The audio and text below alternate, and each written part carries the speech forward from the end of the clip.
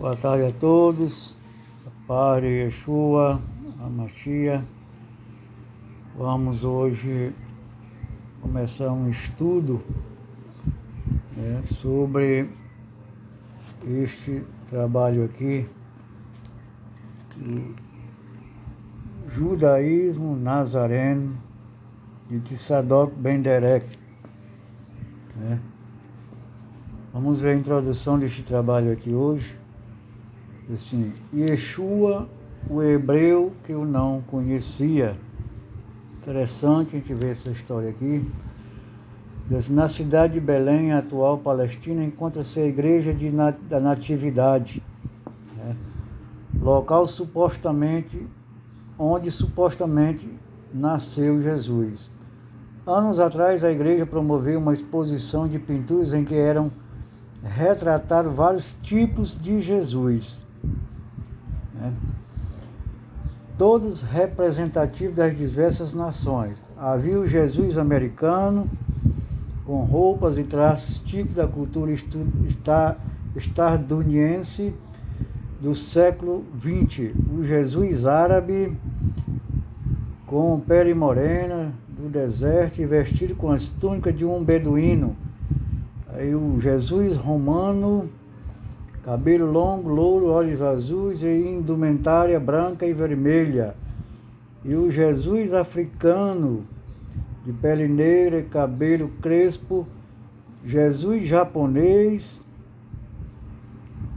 era baixo, branquinho, de olhos puxados. Cada artista pôde retratar Jesus de acordo com seu próprio devaneio, dando asas à imaginação e projetando-a em suas telas. E quanta criatividade, pois eram dezenas de quadros de Jesus. O episódio citado nos induz à primordial reflexão. Realmente existiu, conforme atestam os historiadores, um homem galileu há 2000 anos atrás, conhecido mundialmente pelo nome de Jesus?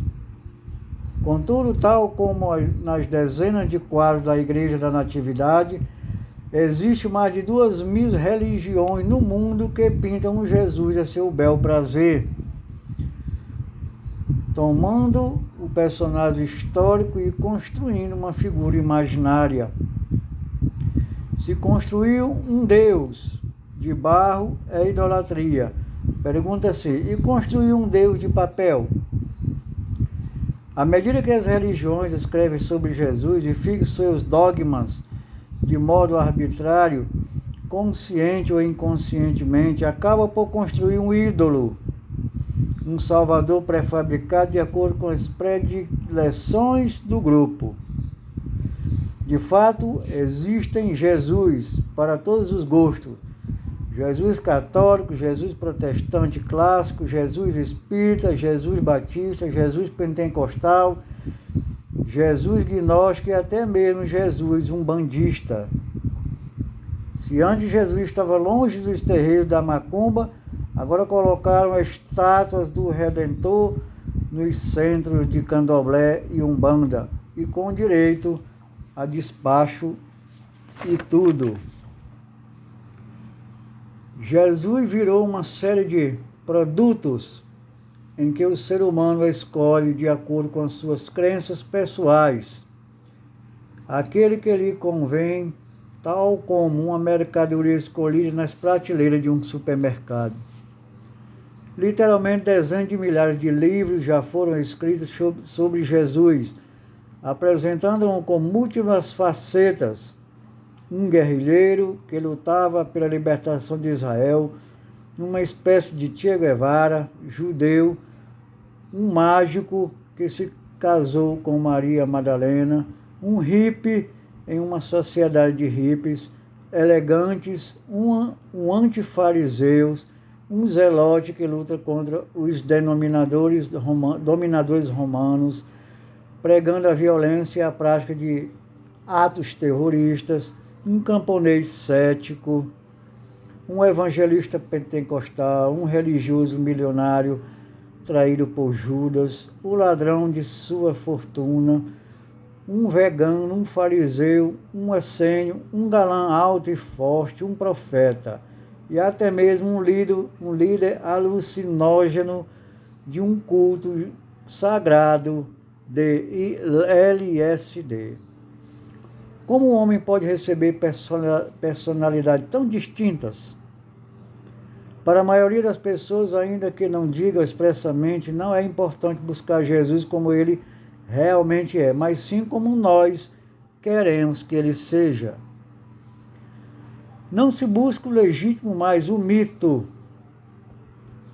Não se quer o real, mas o fictício. Não se anseia pela verdade, mas pelo engodo. Afinal, o papel aceita tudo. Fico pensando que o homem ambiciona criar o seu próprio Jesus, porque não quer abrir mão de sua liberdade. Se o Jesus real fosse diverso do ídolo pessoal criado, talvez exigisse um comportamento diferente de nós. Porventura, poderia requerer que nós mudássemos como pessoas tão mesquinhas, falhas e corruptas. Então, pela liberdade, é melhor permanecer com o ídolo de papel, pensam alguns, ainda que de forma inconsciente. Não obstante ficar com o Jesus imaginário, confiante na mantença da liberdade, é uma quiméria, pois, como ensinou Leon Tolstói, não alcançamos a liberdade buscando a liberdade, mas sim a verdade. A liberdade não é um fim, mas uma consequência. Creio que se deve buscar a qualquer custo a verdade, cautelando-se das convicções pessoais, dos mitos criados, dos dogmas incorporados e da mundividência preconcebida. Aliás, estava certo Nietzsche ao afirmar que as convicções são inimigo mais perigoso da verdade do que as mentiras. E em um mundo em que cada um escolhe seguir a sua própria verdade, passei a procurar, desculpe-me pelo pleonasmo, a verdadeira verdade. Já que creio na Bíblia como a palavra dada pelo Criador dos céus e da terra, bendito seja o seu nome, muito me incomodou saber que miríades de religiões professam mais de 2.000 espécies diferentes de Jesus, todas alegando que pregam a verdade. É um princípio elementar da lógica que duas afirmações contraditórias entre si não podem ser verdadeiras. A verdade é um conceito absoluto e não relativo. Por minha vaidade e orgulho intelectual, dizia para mim mesmo: o meu Jesus está certo, os outros estão todos errados. Quanta prepotência! Precisei calçar as sandálias da humildade e me despir de minhas concepções pessoais para não buscar o Jesus que eu queria, mas sim o Salvador como ele realmente é. Necessitei de muita oração para alcançar a revelação do céu, unindo à razão. Revelação sem razão é perigosa, já que o coração do homem é enganoso e corrupto e pode distorcer as mensagens divinas. Por outro lado, razão sem revelação é como a areia movediça, porquanto o homem que confia no seu intelecto tende a se afundar em sua própria autossuficiência. Revelação e razão são os pedais direito e esquerdo de uma bicicleta, que juntos proporcionam um impulso apropriado para o homem seguir seu trajeto existencial. Neste processo, agradeço ao Eterno por me revelar a verdade de acordo com a sua palavra, ainda que muitas vezes tenha me achado em concordância com a vetusta paremia popular. A verdade dói. Nos meus ouvidos as palavras de Sêneca: pareciam proféticas. Dizia ele: é preciso dizer a verdade apenas a quem está disposto a ouvi-la. Então eu ouvi. Descobri o óbvio, que obviamente não é captado por todos. Da simplicidade a sabedoria extrair seus tesouros. Descobri que Jesus não foi um filósofo grego, um pastor pentecostal, um sofredor que até hoje está na cruz, um guru zen, o fundador de uma nova religião, o criador da igreja, um aloirado romano, um revolucionário socialista. Não, Jesus foi judeu. Até mesmo para judeus é difícil reconhecer a judaicidade de Jesus, uma vez que as negras brunas da Igreja Católica e de sua irmã, a Igreja Protestante, terminaram por ocultar o verdadeiro Jesus. Durante o século da Inquisição Católica, milhares de judeus foram mortos em nome de Jesus. Calvino, um dos pais da Reforma Protestante, condenou o judeu Miguel Serveto à morte na fogueira pelo simples fato de o israelita não crer na doutrina da Trindade e ser contra o batismo infantil. 27 de outubro de 1553. Com isso, sublinha-se que a Inquisição Católica não foi solitária no extermínio humano, contou com a participação da Inquisição Protestante. No tempo de Hitler, a dizimação dos judeus recebeu o apoio da Igreja Católica e de diversas denominações protestantes. Resultado: 6 milhões de inocentes exterminados covardemente. Então, para os meus irmãos judeus, é árduo aceitar que Jesus seja o Messias de Israel, se em nome dele foram cometidas as maiores atrocidades que a história já conheceu. Com efeito, a Igreja Católica e Protestante se valeram do verdadeiro Jesus e criaram um outro Jesus, moldado de acordo com seus gostos teológicos. O Jesus católico e protestante é louro, de olhos azuis, falante da língua grega, e que veio para os judeus que o rejeitaram. Assim, Jesus também abandonou os judeus, e seus apóstolos criaram uma nova religião para a salvação dos gentios, deixando de lado o judaísmo. Nesta nova religião, os gentios tomaram o lugar dos judeus no reino. A Igreja Católica ou Protestante é o instrumento da salvação. O Antigo Testamento foi revogado pelo Novo Testamento. A lei foi substituída pela graça, as festas pagãs tomaram o lugar das festas bíblicas judaicas. Enfim, o cristianismo é o sucessor do judaísmo. Esta é a imagem do Jesus cristão. Não obstante, o Jesus cristão não corresponde ao verdadeiro Salvador da humanidade. Jesus foi judeu e o Salvador do mundo é o Messias de Israel. Em primeiro lugar, como judeu falante de hebraico e aramaico, Jesus não poderia se chamar Jesus. Como assim? Tanto em hebraico quanto em aramaico não existe a letra J. Por conseguinte, nunca existe um homem chamado Jesus, e sim Yeshua. Pronúncia em português, Yeshua. Alterou-se o nome do Salvador, de Yeshua para Jesus, para que houvesse o rompimento de todos os seus traços judaicos. Na cultura semita, o nome indica o caráter da pessoa. Daí apagar o nome Yeshua equivale a destruir o seu caráter israelita, possibilitando a criação de um novo Salvador, moldado pela teologia cristã, católica ou evangélica. Em verdade, Yeshua não veio para criar uma nova religião, mas sim para ser o Messias de Israel.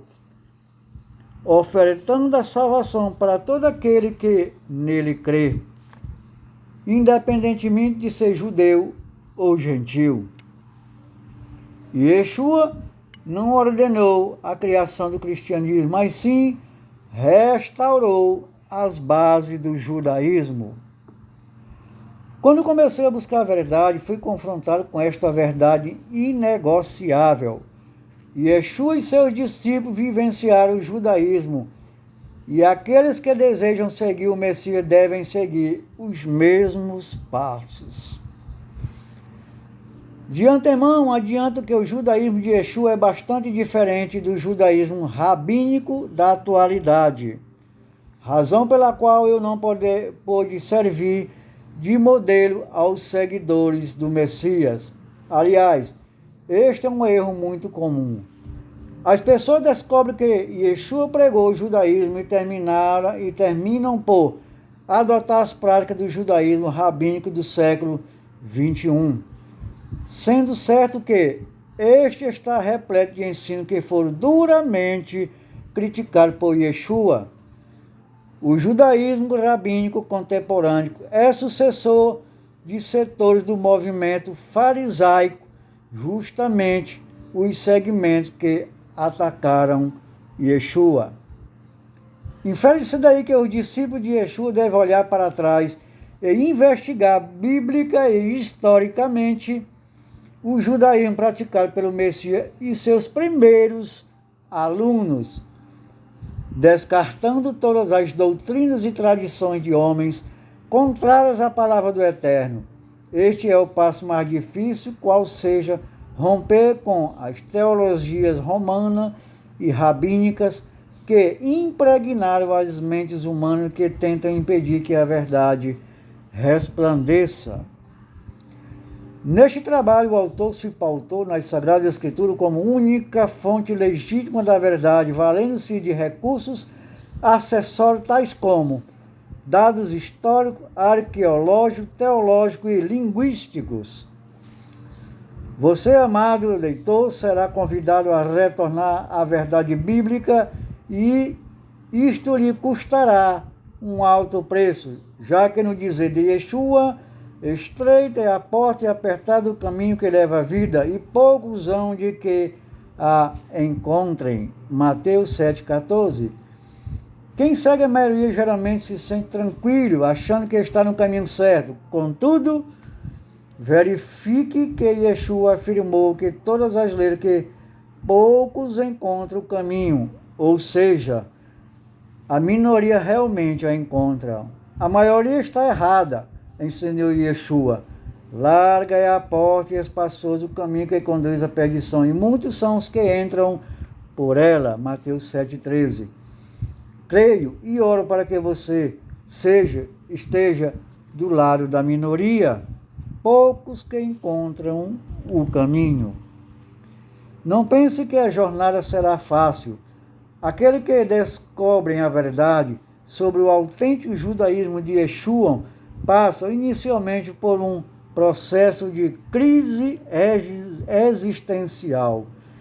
De um lado, a teologia inventada por homens, ensinada na maioria das igrejas, é bastante forte e atrai a pessoa a permanecer do jeito que está, ou seja, no erro. Por outro lado, a verdade revelada pelo Eterno tenta brilhar em um coração até então enganado pelos falsos mestres, acolhendo o leitor a promover longos períodos de jejum e oração, clamando ao Eterno pela revelação da verdade. O Eterno não desprezará um coração quebrantado e contrito. Salmo 51:17.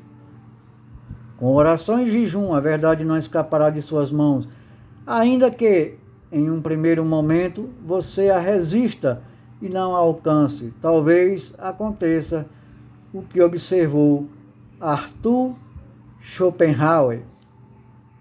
Disse ele: toda a verdade passa por 3 estágios. No primeiro, ela é ridicularizada. No segundo, é rejeitada com violência. No terceiro, é aceita como evidência por si própria.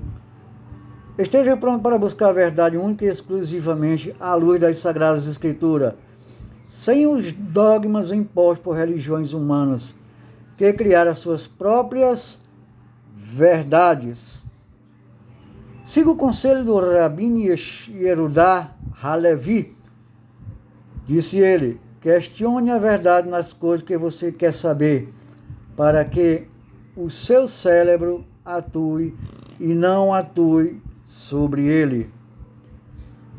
Confie que o Senhor há de lhe abrir os olhos para que a verdade lhe seja revelada tão clara como a luz do dia, e que haja libertação de todas as fortalezas na mente arquitetada pelas malignas teologias de falsas religiões. Por fim, gostaria de lembrar um clássico da literatura que muito relaciona com as diversas interpretações da Bíblia, isto é, com as palavras, como as palavras podem ser distorcidas a tal ponto de ser criada qualquer coisa com ela. Dizendo de outro modo, se mais de 2.000 religiões totalmente diferentes que seguem a mesma Bíblia, então é evidente que as palavras da Escritura são usadas de modo arbitrário para justificar plurismos dogmas. No livro Alice, País das Maravilhas, de 1862, escrito pelo inglês Lewis Carroll, o coelho branco, Dupree, fala em tom debochado. Quando uso uma palavra, disse o coelho, esta significa apenas que eu quero que signifique, nem mais, nem menos. Respondeu Alice: a questão é que você pode fazer com que as palavras signifiquem coisas tão diferentes. A questão é quem manda, isto é tudo, disse o coelho. A assertiva do coelho branco é de extrema profundidade em termos de religião, pois a Bíblia é interpretada de acordo com quem manda. Igreja Católica, Igreja Protestante clássicas e Igrejas evangélicas. Esse livro foi escrito para aqueles que não dobraram seus joelhos aos mandamentos de homens, mas que se prostraram ao Eterno Criador dos céus e da terra. Não seja um convertido à religião dos homens, mas um verdadeiro discípulo de Yeshua HaMashiach. E conhecereis a verdade, e a verdade vos libertará. O clássico versículo de João 8:32. Muito bem, meus queridos irmãos, vamos ficar por aqui. No próximo tema deste trabalho que nós vamos agora começar a trabalhar, né, do judaísmo nazareno de Tzadok Ben Derek. O capítulo número 1, nós vimos agora, foi a introdução, vai ter o seguinte tema: a história que não foi contada sobre os Netsarins. Nós vamos ver que significado é esse de Netsarim, que quer dizer os nazarenos, os discípulos de Yeshua. E o primeiro tema vai começar a dizer assim: quem eram os Netsarins? Um abraço a todos, até o próximo estudo, se assim o Eterno nos permitir. Amém.